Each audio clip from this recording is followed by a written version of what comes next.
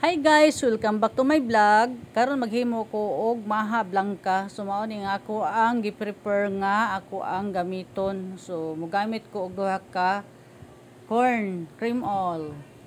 Kay mo ganahan kog daghan og sagol din mao ni ang among gikumot-kumot ay kaning lubi. Lubi or niyog amo ang gikumot-kumot upat na ka buok para lami. Kunya siyempre ako nang ihuwad ang cream. Yun niya, duha na kalata kay ganahan kay kog daghan kay siya og sagol.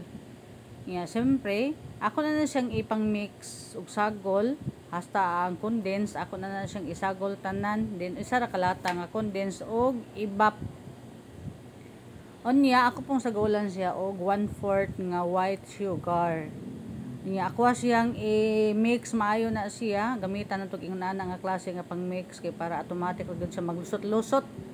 Unya, siyempre akong ihuwad ang tuno. So kana siya ready na siya nako itak-ang sa init. Unya, ako na siyang giduslitan, then luhit lang ta kay para ang kuan ang iyahang kainiton dahan-dahan ra gid siya. Unya, ako siyang sagolan og happy lang. Kana lang happy nga mani kay wala man tay mani nga kuan. So optional lang na siya unsaon yung pagpamagi pagbutang sa mani. Unya, tulo day ka cornstarch kaputos nga ako ang gigamit ana. So ako na siyang i-mix din ha sa katong gamay nga lubi nga nahabilin nga kinumot diha nako gibutang siya i-mix nako.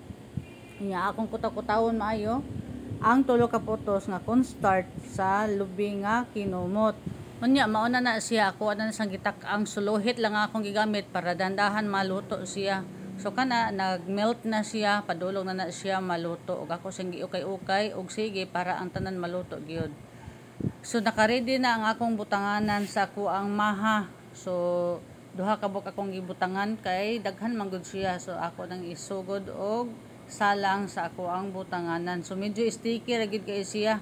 Pero ganahan ra pod ko ana. Unya man na sa atong hapid-hapyuron og gamay kay kuan man gud siya. Sticky kay tanan.